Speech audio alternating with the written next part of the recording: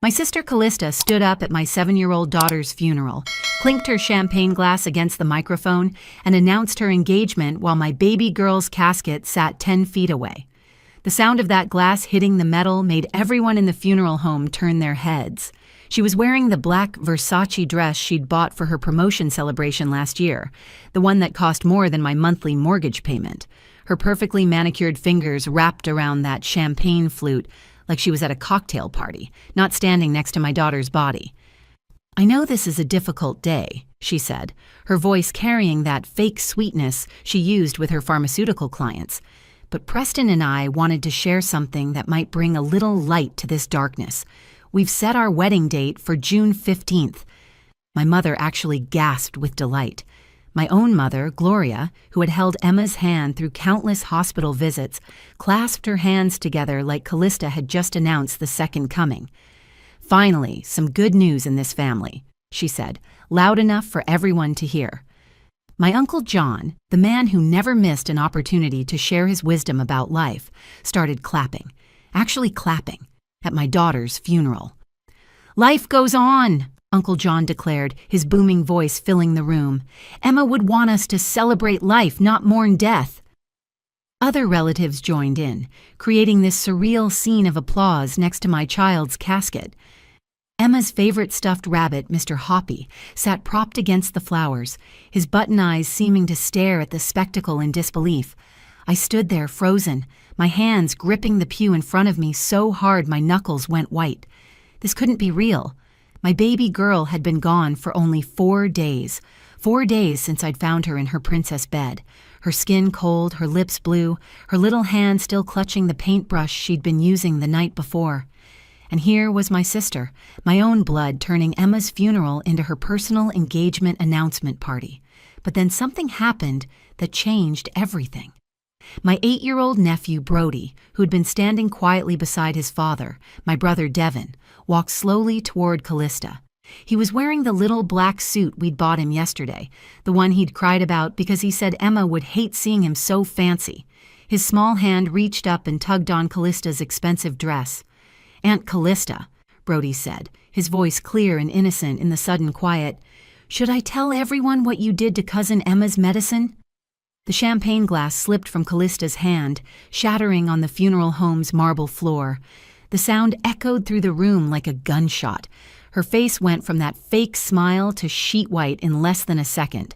Preston, her fiancé, stepped back from her like she'd suddenly caught fire. "What are you talking about, sweetie?" Callista's voice cracked, but she tried to force that smile back onto her face. Her hand reached for Brody's shoulder, but he stepped away. "The white pills," Brody continued, unaware he was about to destroy everything. "You switched them in Emma's brown bottle. You said it was a game, and I couldn't tell anyone or I'd get in big trouble. My name is Veronica, and I'm 34 years old. Until 4 days ago, I was a single mother to the most beautiful, creative, brave little girl who ever lived. Emma had been my whole world since the day she was born. She came into this life fighting 2 weeks early during a snowstorm that knocked out power to half the city. The nurses said she was impatient to start living, and they were right.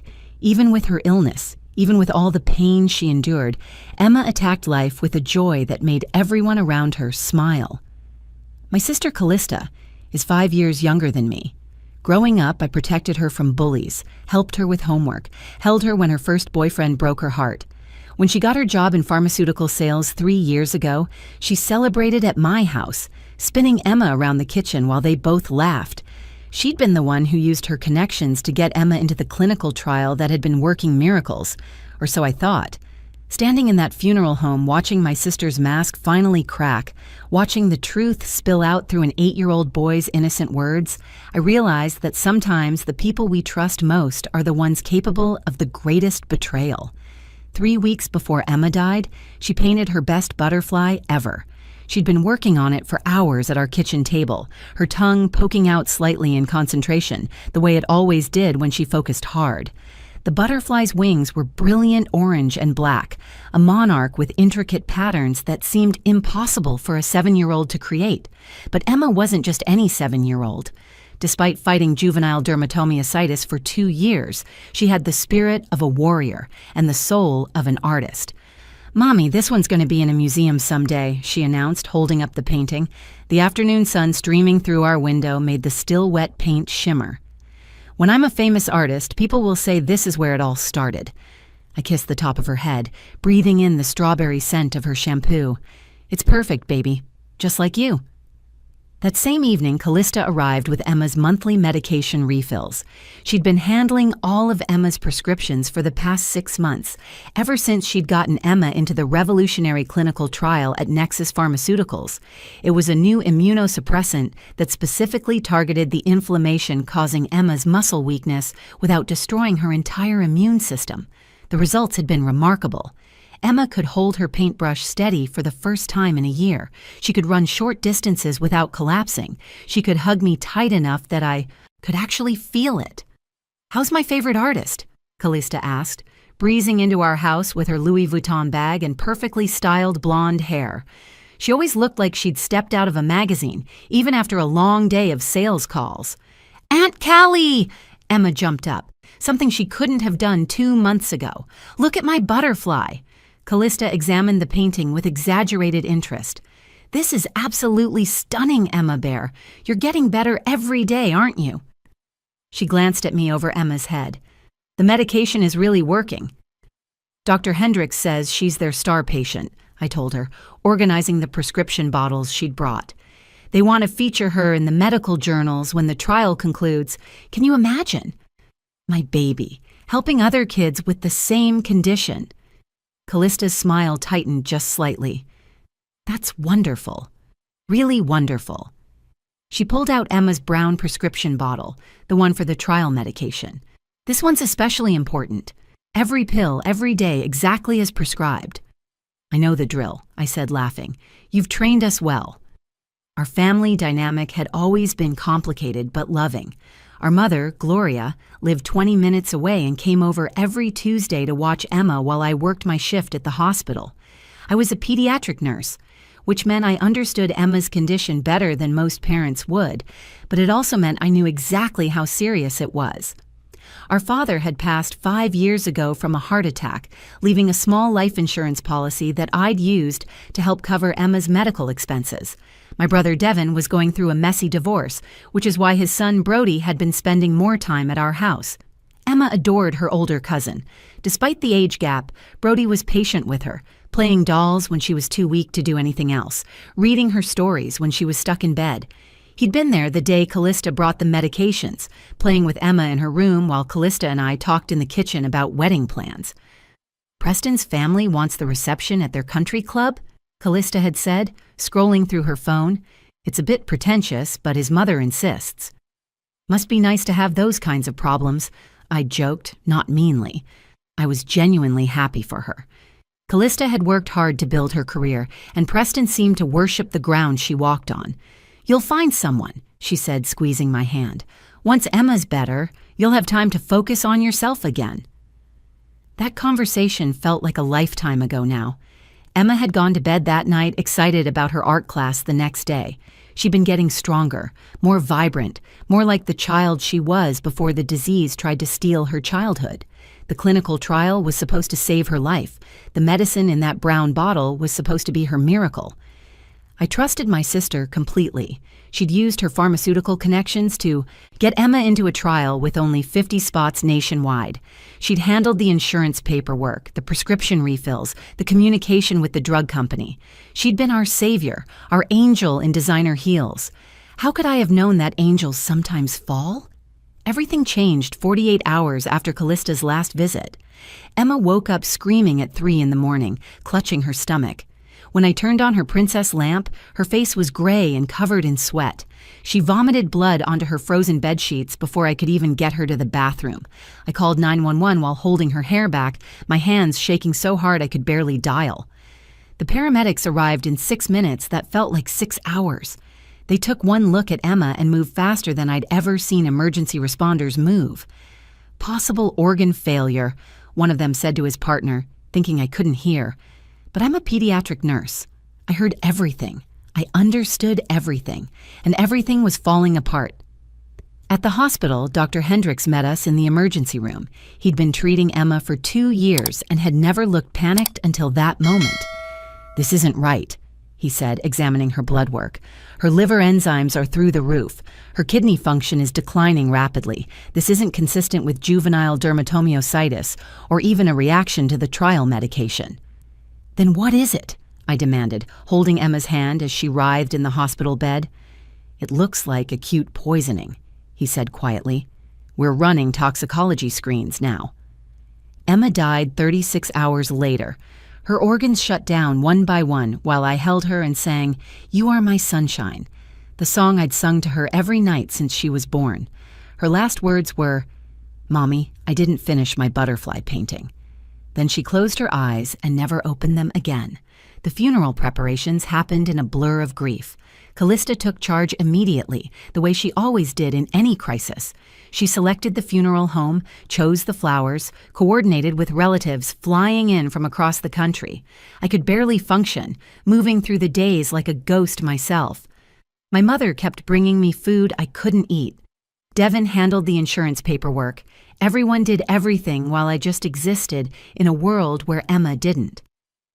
"I've arranged for the Hampton Funeral Home," Callista told me 2 days after Emma died. "They have a beautiful children's section. Emma would like the clouds painted on the ceiling." I nodded numbly. Callista hugged me, and I smelled her expensive perfume, the same one she'd worn to Emma's last birthday party. "We'll get through this together," she whispered.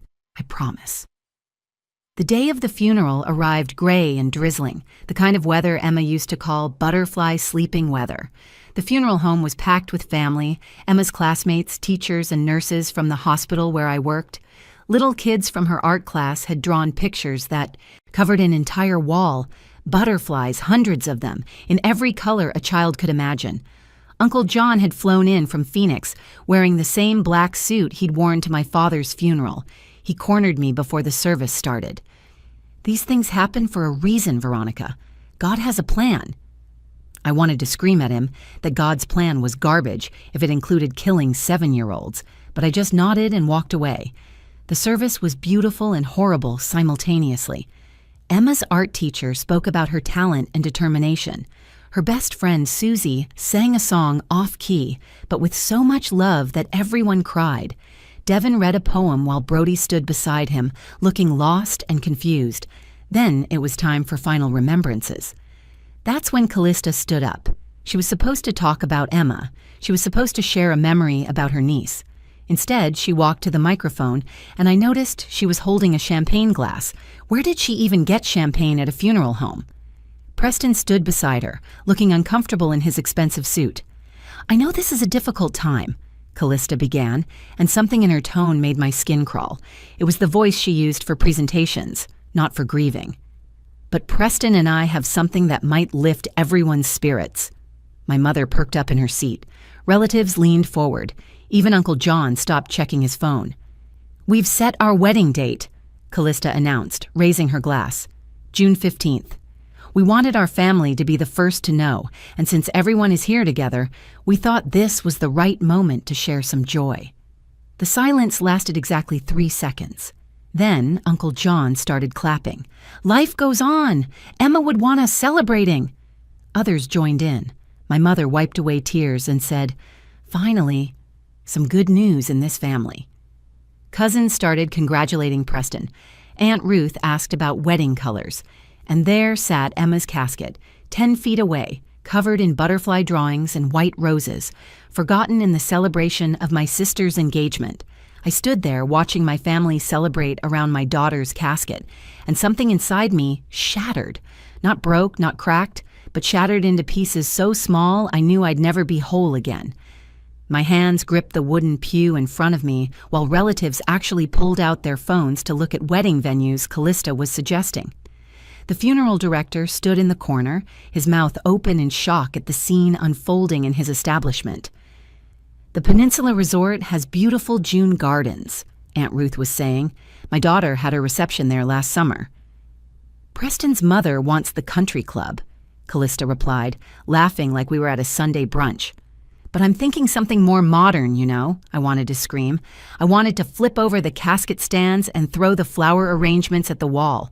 I wanted to grab Callista by her perfect blonde hair and demand to know how she could do this. But my body wouldn't move. The grief had paralyzed me, turned me into a statue watching my daughter's funeral become my sister's impromptu engagement party. That's when I noticed Brody. He was standing apart from everyone, near Emma's photo display. His small hands were clenched at his sides, and he was staring at Callista with an expression I'd never seen on an 8-year-old's face. It was intense, troubled, like he was working through a complex math problem in his head. Brody had been staying with us the week Emma died. His parents' divorce had gotten ugly, with lawyers and custody evaluations, so Devin had asked if Brody could spend a few nights at our house to escape the tension. Emma had been thrilled. Even though she was younger, they played together beautifully. He'd taught her card games, and she'd taught him to paint. They'd spent hours in her room that last week, creating art projects and building pillow forts. Something about Brody's expression triggered a memory from 3 days before Emma got sick. He'd said something strange while we were making dinner. "Aunt Veronica, why did Aunt Callista tell me to keep secrets?" I'd been distracted, stirring pasta and trying to help Emma with her homework at the same time. "What secrets, honey?" "About Emma's medicine.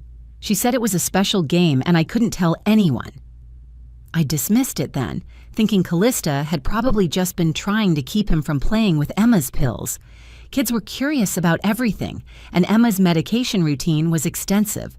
But now, watching Brody stare at Callista with that troubled expression, the conversation took on a different meaning. The celebration continued around me. Preston was showing Uncle John his Rolex, probably explaining how much it cost. My mother and Callista were scrolling through Pinterest, looking at wedding dresses. The funeral director had given up trying to maintain decorum and retreated to his office. And Emma's casket sat there, ignored, like she'd already been forgotten. Brody moved then. He walked slowly across the room, weaving between relatives who didn't notice him. His father was deep in conversation with a cousin about cryptocurrency. His grandmother was examining Callista's engagement ring. Nobody saw the little boy in the too big suit making his way toward my sister. I watched him approach Callista, and something in my chest tightened. A mother's instinct, maybe, or just the recognition that something significant was about to happen. Brody stopped right beside Callista, who was laughing at something Aunt Ruth had said about wedding night advice. He reached up and tugged on her designer dress. Callista looked down, slightly annoyed at the interruption. "What is it, Brody? The adults are talking." "I have a question," he said, his voice steady and clear. "Can it wait, sweetheart? We're discussing the wedding." "It's about Emma." The room didn't exactly go quiet, but there was a shift in attention. People turned toward the little boy who'd mentioned the dead girl everyone seemed to have forgotten. Brody looked up at Callista with those serious eyes.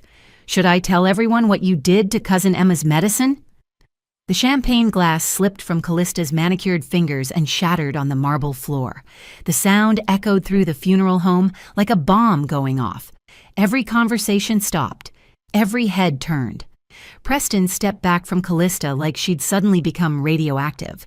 Callista's face transformed from celebration to terror in an instant. Her perfectly applied makeup couldn't hide the way all the blood drained from her cheeks.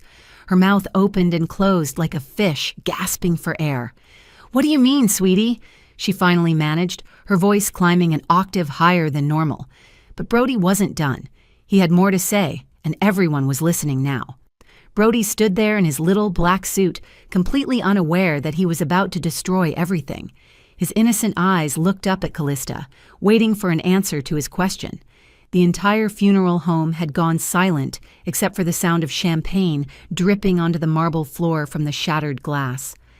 "The white pills," Brody continued, his voice carrying through the room with devastating clarity. "When you visited last week, you went into Emma's room with her medicine bag.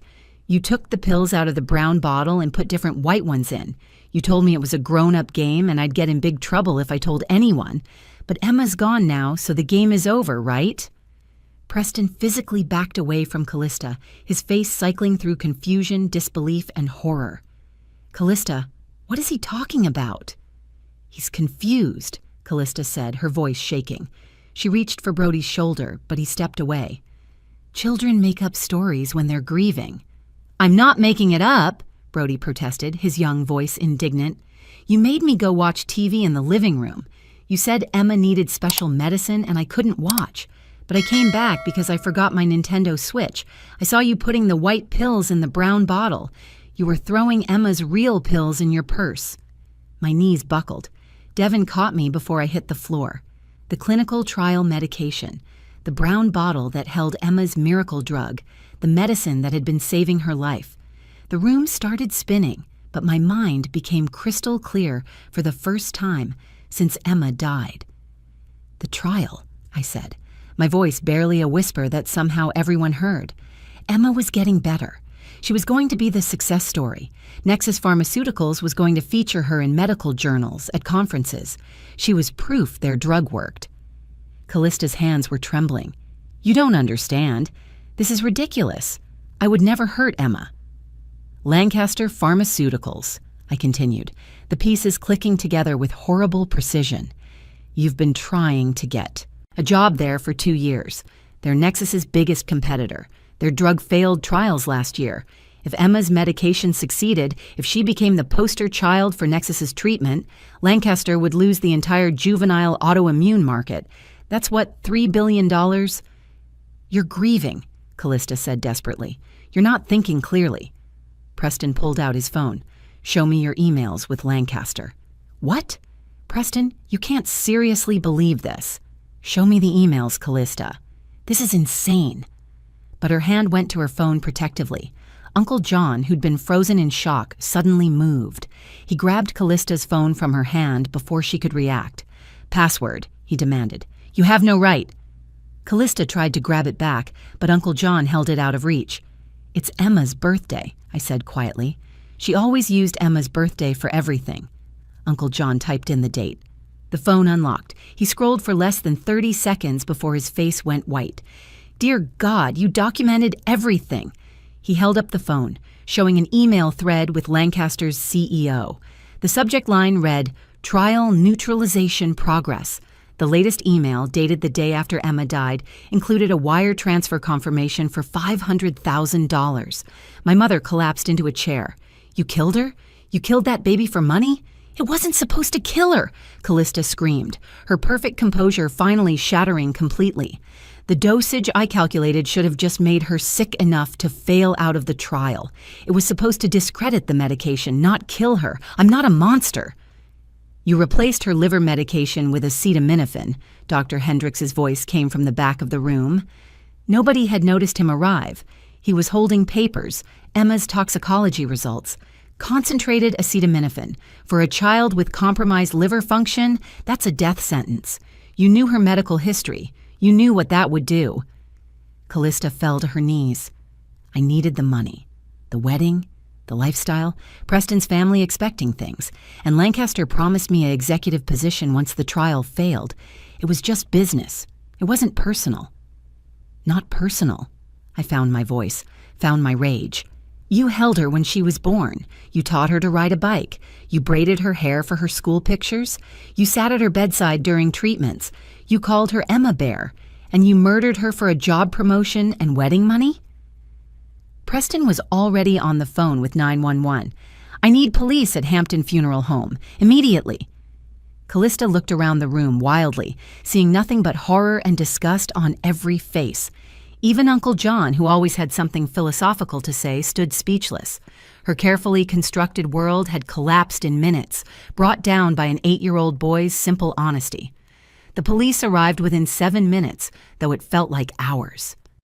2. Officers entered the funeral home and found Callista still on her knees, surrounded by family members who'd formed a circle around her, not to protect, but to prevent escape. She kept mumbling about dosage calculations and how it was supposed to be temporary. The officers read her rights while Emma's casket sat as a silent witness to her confession. I need to call my lawyer, Callista said as they handcuffed her. You need to rot in hell, my mother told her, the first time I'd ever heard her swear. The investigation that followed revealed the full scope of Callista's plan. She'd been in debt for over $100,000, living far beyond her means to keep up with Preston's wealthy family. Lancaster Pharmaceuticals had approached her 6 months ago when they learned she had inside access to the Nexus trial through Emma. The emails showed months of planning, discussions about neutralizing the competition, and detailed payment schedules tied to specific outcomes. The prosecutor explained it simply during the trial. Callista had replaced Emma's immunosuppressant medication with concentrated acetaminophen tablets she'd stolen from the hospital where she did sales calls. She knew Emma's liver was already compromised from years of medication. She knew exactly what would happen. The miscalculation was a lie she told herself to sleep at night. Preston testified against her. He revealed that 3 days before Emma died, Callista had taken out a life insurance policy on Emma without my knowledge, forging my signature. She'd listed herself as a beneficiary, claiming it was to help with medical expenses. The policy was worth $200,000. The jury deliberated for 2 hours. Guilty of murder in the first degree. The judge sentenced her to life without the possibility of parole. When they led her away, she looked at me one last time. "I loved her too," she said. I turned away. Love doesn't calculate dosages. Love doesn't forge signatures. Love doesn't kill for money. 6 months after the trial, I established the Emma Foundation with the life insurance money Callista never got to collect. We fund treatment for children with autoimmune diseases and provide financial support for families navigating clinical trials. Emma's butterfly paintings hang in the foundation office, bright spots of color and hope against white walls. Brody visits every Sunday. We paint butterflies together, and I teach him the techniques Emma discovered. He still asks sometimes if he did the right thing by telling the truth. "You saved other children," I tell him.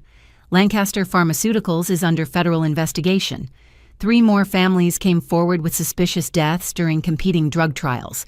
You're a hero, buddy." "I just missed Emma," he says simply, "and I didn't like keeping secrets." Dr. Hendricks helped me understand the medical evidence. The real trial drug had been working. Emma would have been fully recovered within 6 months. She would have been the success story that changed how we treat juvenile autoimmune diseases. Instead, she became the case that exposed pharmaceutical corruption and murder for profit. Uncle John doesn't make speeches about God's plan anymore. He sends a check to the foundation every month with a note, "For Emma's butterflies." My mother volunteers at the foundation, organizing fundraisers with the energy she once reserved for family gossip. Preston donated his entire settlement from breaking off the engagement to the foundation. He attached a note, "I'm sorry I didn't see who she really was."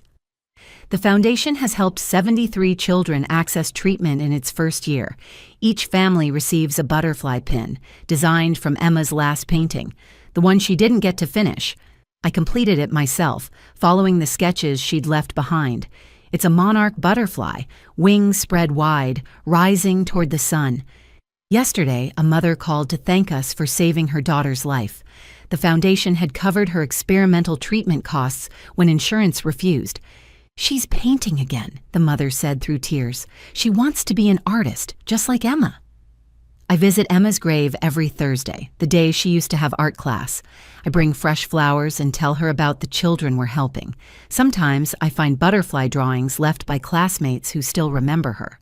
The headstone reads, "Emma Grace Morrison, artist, fighter, butterfly.